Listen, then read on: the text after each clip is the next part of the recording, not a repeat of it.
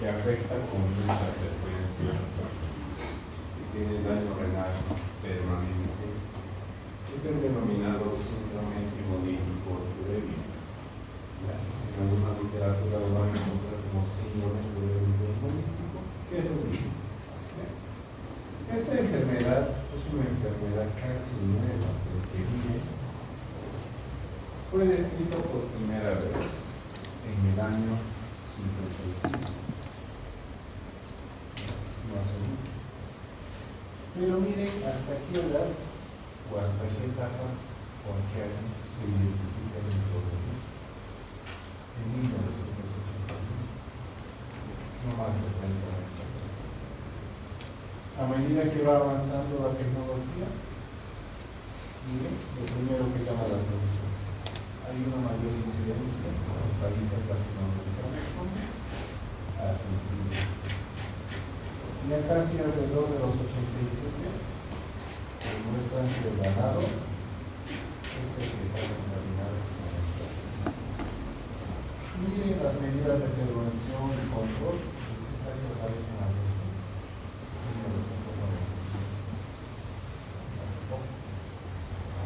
Y ya desde esas épocas de los años 2000 para adelante, se empiezan a crear programas, medidas de prevención y todo. Pues como ven, es una enfermedad nueva, no es tan antigua. Y todos estamos expuestos a desarrollar esta enfermedad, porque todos ingerimos carne, todos, sin excepción. Bueno, hay algunos necesariamente, pero son pocos. Entonces, esta enfermedad se ha definido como una microangiopatía trombocitopénica trombótica. ¿Qué quiere decir eso? Que afecta a los vasos sanguíneos pequeños. Y dijimos que un glomérulo que es un capilar sanguíneo pequeño. Esta afectación se caracteriza por la formación o consumo de plaquetas trombocitopenia y la formación de trombos en el vaso. En la literatura se reporta una triada clínica, que es anemia hemolítica de hemoglobina 1, trombocitopenia y falla renal aguda. Todos los pacientes que tengan esta entidad tienen eso, tienen algún grado de afectación de estos tres componentes. Por eso la manifestación clínica de estos individuos muy variable, porque algunos individuos van a requerir diálisis y otros individuos solamente con hidratación, esto es muy bien. Entonces la manifestación va a depender mucho de la severidad de la trombocitopenia y la trombosis. Dependiendo uno dónde se encuentre, si nos encontramos en países desarrollados o en vías de desarrollo, la incidencia y prevalencia de esta enfermedad varía. Miren, países del primer mundo, 2 a 3 casos por cada 100 mil. Pero países como Latinoamérica, América Latina, 10 veces más alto, de 10 a 17 casos. Entonces, Latinoamérica pues, está más expuesta, ¿no? Y eso pues, tenemos sobre todo, tenemos un buen sistema de salud en Latinoamérica. ¿En qué etapas o semanas del año ocurre? Sabemos que los cuadros diarreicos son más frecuentes en las épocas de calor. ¿Y cuando hace calor? Primavera y verano. Bueno, en invierno más, infecciones respiratorias. No discrimina ningún elemento, porque afecta al igual.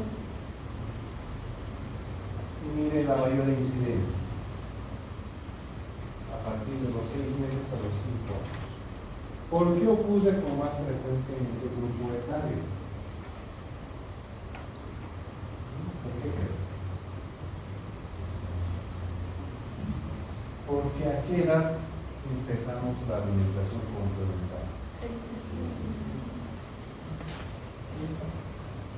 Por eso.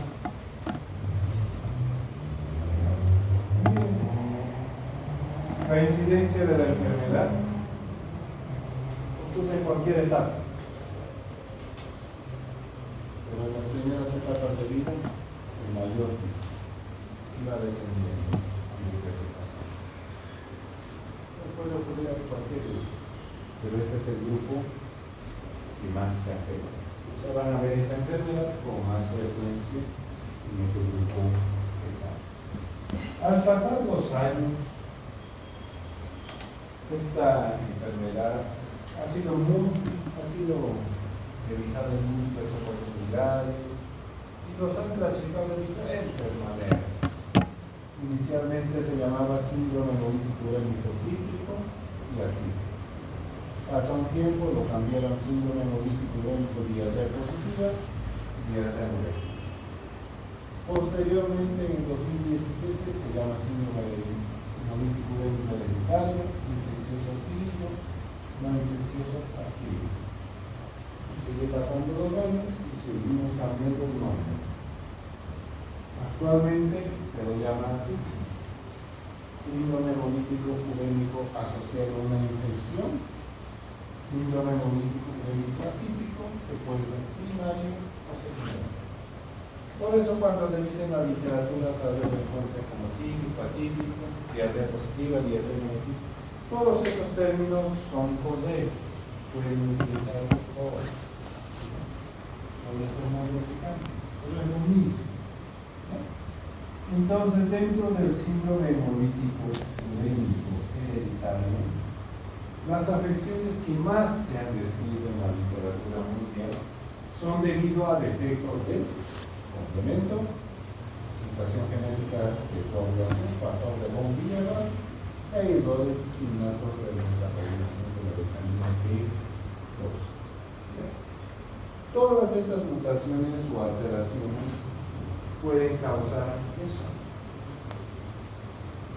Las mutaciones del complemento se ha visto principalmente complemento C3 y los factores del complemento H, B, E, I.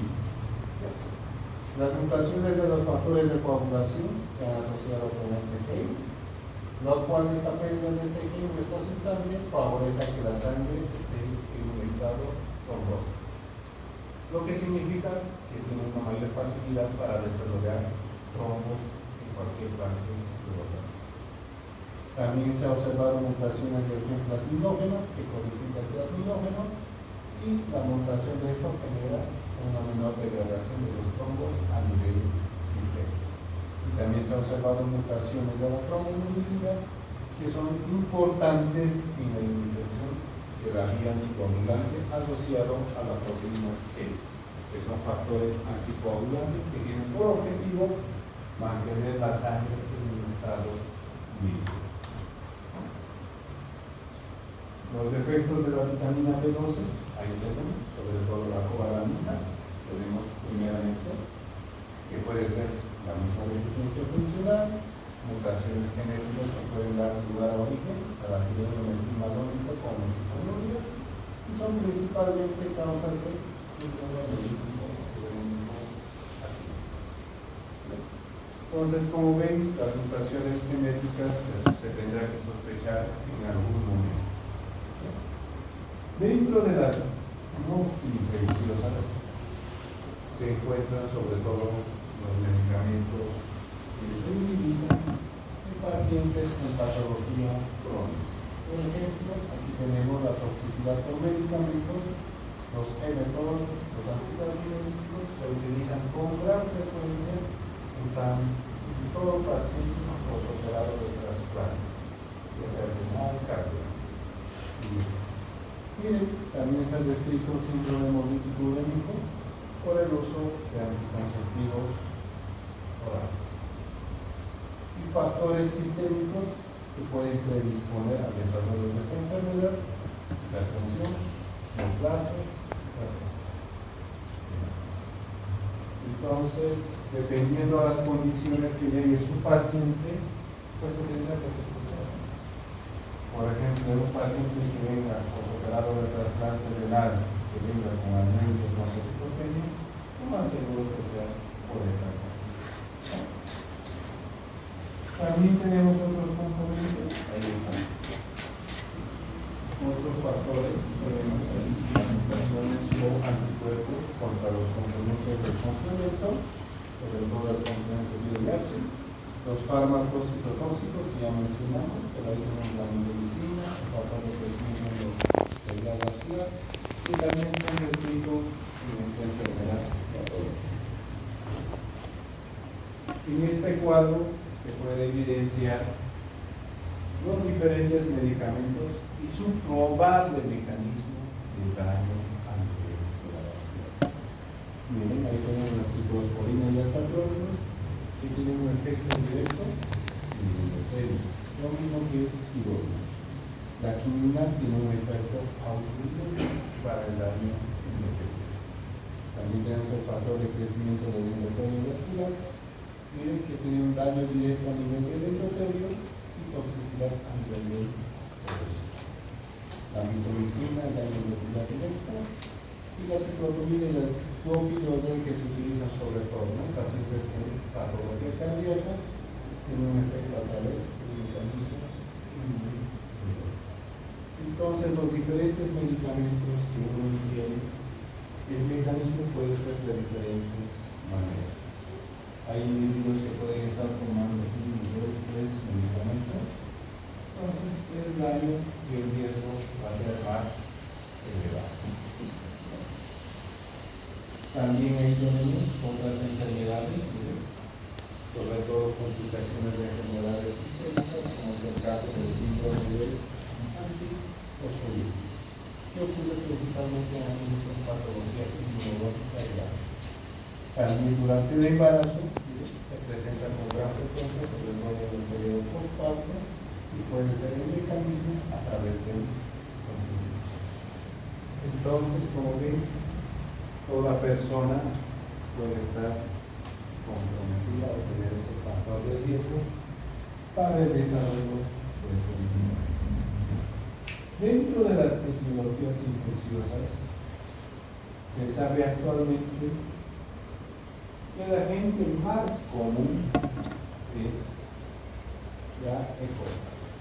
Y no todas las E. coli, específicamente el serotipo 0155, que se ha reportado en el 70% de todos los casos.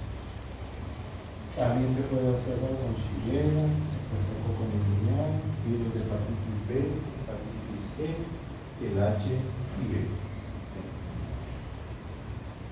Obvio que cuando se habla de un síndrome hemolítico urémico causada por el neumococo, tiene que haber el antecedente de qué? De una infección de vía aérea superior o un proceso neumónico o incluso a nivel del sistema nervioso. Pero, gracias a Dios, la incidencia ha disminuido considerablemente debido a la vacunación que existe contra esta enfermedad. Se piensa que el mecanismo mediante el cual el estreptococo genera esta enfermedad es a través de la activación del endotelio. Y la manifestación de este individuo puede ser neumonía o limfoditis o afección multisistémica que puede ser muy. Y el tratamiento para el estreptococo pues será antibiótico. Y la mortalidad se ha visto o se ha reportado con incidencia aproximadamente del 12%. También hay reportes de infecciones causadas por HIV que causan un hemolítico urémico. Lo malo es que cuando hay una infección por VIH y síndrome hemolítico urémico, la mayoría progresa a una enfermedad renal. Pero esta incidencia ha disminuido considerablemente gracias a los antirretrovirales. Antes del inicio de la terapia antirretroviral, la incidencia puede ser de la mañana. Pero ahora que ya existe, disminuye considerablemente. Miren, la gripe H1N1, con la que nos vacunamos cada año, también puede causar esta enfermedad. Y son defectos que pueden causar a nivel del cuerpo. Y otros, nuestro medio es muy común que tenga parasitosis intestinal, de los cuales tenemos la vitamina específica, micoplasma y los diferentes tipos de virus.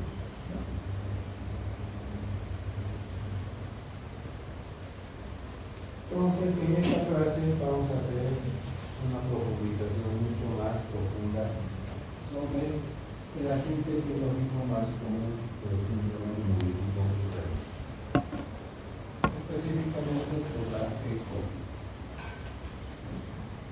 Porque hemos visto que en la etiología infecciosa el agente más común es la E. coli. Y este serotipo se ha descrito todo el mundo. Por ejemplo, tenemos en Argentina el agente más común es este. En Finlandia, el serotipo 0,553. Pero como ven, no solo existe ese serotipo. Hay muchos. También esto puede explicar la gravedad de esta enfermedad. Que se tiene el serotipo 0,557, la gravedad seguramente va a ser más elevada que tenemos el serotipo común. Este agente o este microorganismo, ¿cómo ingresa al cuerpo? La mayoría de las respuestas refieren que es a través de alimentos contaminados. ¿Cómo cuáles? Ganado vacuno, porcino, gallinas. Sabemos que estos animalitos realizan su materia fecal en la tierra, ¿verdad?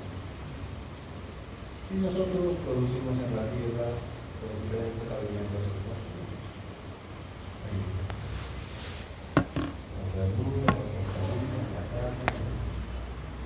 Entonces, si uno de estos agentes o de estos animalitos está contaminado con esto, y el vino se contamina con esto, y el producto lo ingerimos nosotros. Esa es la manera más común de transmitir por varias enfermedades. Pero existen otras, ¿no? Persona a persona. ¿Cómo cree que ocurre eso? Una persona que tenga la enfermedad, que vaya a hacer sus necesidades, no se lava las manos, se lava las manos. Persona a persona. Bebés. Las piscinas, un porcentaje bajo, pero sí existe. Sabemos que aunque dicen no hace cepillo, siguen. Para ver. Y están en contacto con animales contaminados y la biología desconocida. Pero en nuestro medio la causa más común es esta. En países en vías desarrollados como Estados Unidos es esta. Donde recuerden que las hamburguesas que uno come, bueno, no sé, las que salen en la tele, la carne es muy gruesa, ¿no?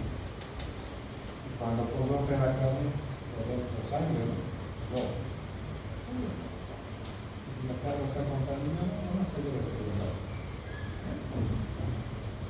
Cuando este microorganismo tú lo ingerís, o sea, por cualquier vía, lo ingerís, este microorganismo llega hacia el medio intestinal, donde empieza a proliferar. Y cuando empieza a proliferar en el abdomen o en el intestino, causa fiebre, dolor abdominal, vómito, y así, como cualquier cuadro proliferado. A medida que va proliferando, esta bacteria se multiplica y empieza a producir su toxina, que es la toxina Shiva. Esta toxina es la que pasa desde el límite intestinal a la circulación sistémica. Y una vez que se encuentra en la circulación sistémica, pues se disemina en todo el organismo, pero tiene una mayor preferencia por ciertos órganos, ¿sí? El riñón, aparato digestivo, corazón, cerebro. Tiene una mayor predilección por esos órganos porque estos órganos tienen un receptor para esta toxina. Entonces, una vez en el torrente sanguíneo, se unen o se fijan a sus receptores y una vez fijado, se generan endocytosis de manera retrógrada. Y luego ingresan, pasan a través del aparato de Golgi, del líquido endoplasmático, y sabemos que en el líquido endoplasmático se sintetizan proteínas para reponer las estructuras proteicas. Entonces, divide la síntesis de proteínas, por la cual la célula entra en un proceso denominado apoptosis. Y esa apoptosis da como resultado la lesión a nivel del endotelio vascular. Entonces, esa apoptosis hace que esta célula endotelar que se encuentra acá se libere al torrente sanguíneo, exponiendo la membrana basal. Y la membrana basal del endotelio es altamente traumatogénica. Significa que las plaquetas van a empezar a unirse y empezar a formar trombos. Y al mismo tiempo saben que cuando se forma un trombo, también se forman las mallas de fibrina, ¿no? Y estas mallas de fibrina se van formando y el eritrocito va a ser circular y se pasa por esas mallas, se desplaza, hace tumor. Y de ahí viene la trombocitopenia, la anemia hemolítica, y si los trombos ocurren a nivel del glomérulo, se va a dar. Va a generar una falla renal aguda. Y ahí está la triada del síndrome hemolítico.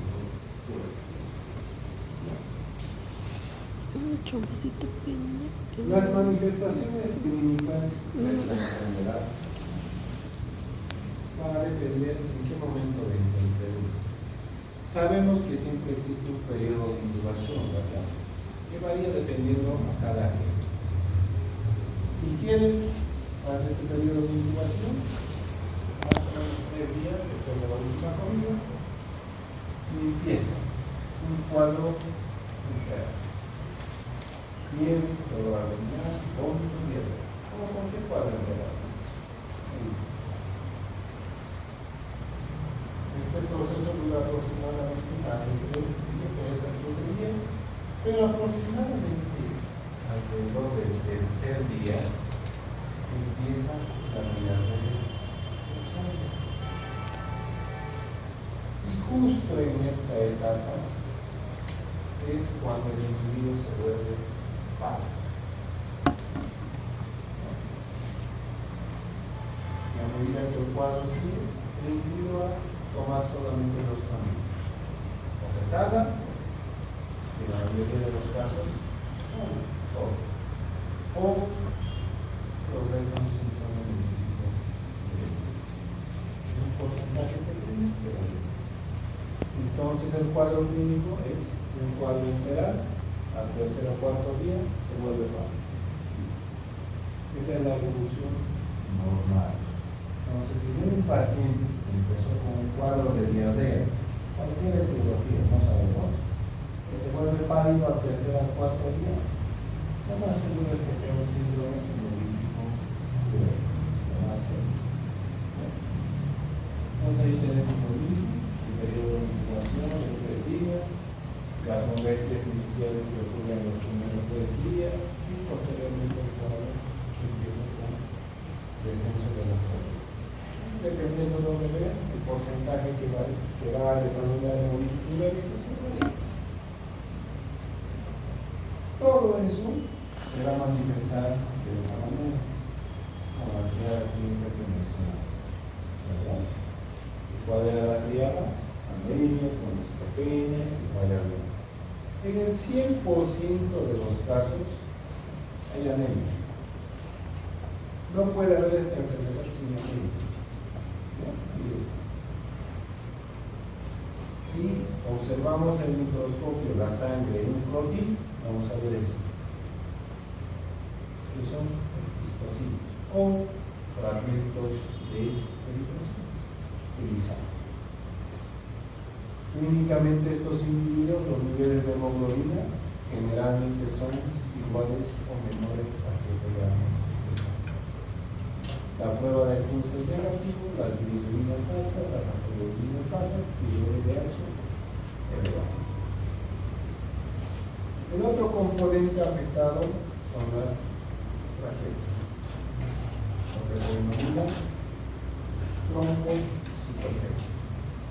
Generalmente el recuento plaquetario tiene que ser menor a 140.000, pero en la mayoría de los casos se observa menor o igual a 4. Y en el frotis en sangre periférica se va a poder observar la presencia de plaquetas grandes, que se denominan macroplaquetas. Y a nivel renal, los datos de falla renal aguda. Este es un capilar glomerular. Estas cosas rosaditas que ven son los trombos que están ocurriendo. Mientras mayor cantidad de trombos hay acá, peor la presión. Si solamente tiene trombos acá, siempre va a haber nada. Pero si tiene trombos en todo el glomérulo, va a dejar de ir. Y va a tener esas manifestaciones clínicas, poliuria, anuria, hipertensión, que tenemos para. Cada uno de estos datos puede manifestarse clínicamente. Sabemos que el descenso de la hemoglobina que nos va a dar aridez, fatiga, debilidad. Pero sabemos que también todo el organismo necesita el aporte de sangre, ¿no? Proteína, sus nutrientes, sus oxigenos. Mecanismos compensatorios, ahí tenemos la taquicardia, insomnio, problemas pulmonares, dificultad para respirar, a nivel del sistema nervioso central, cefalea, mareo, náuseas y síntomas específicos, ¿no? La pica, el comerse las uñas, sinónimos de que les brota fiebre, sobre todo, ¿no? Y las alteraciones hematológicas de tipo trombocitopenia, sabemos que las plaquetas sirven para que no sangre, ¿verdad? Entonces, si hay deficiencia, se sangra por la nariz, epistal. Si nace sangre por las quillas, envidosal. Si recibe por el papier, tenemos equipos y pulpos. Si sangra por la orina, maturno. Si sangre por el aparato digestivo, melena, hematoquesis. O puede haber síntomas que es sudoración, pérdida de peso. Como ven, las manifestaciones clínicas son variadas e inespecíficas. En esta imagen, solamente es para mostrarles los trombos.